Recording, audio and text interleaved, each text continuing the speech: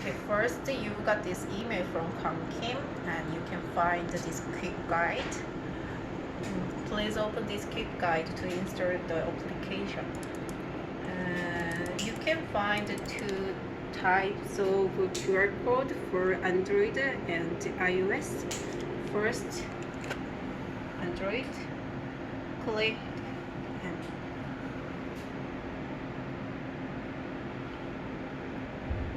and you can see this screen install.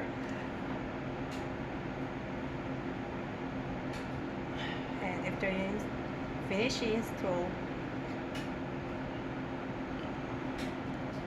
you click the open and allow and allow. Yeah, that's right. You can go to the introduction page.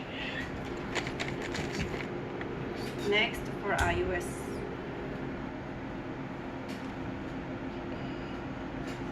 open the camera application and scan the QR code. You can find some message from the App Store and install and open the application.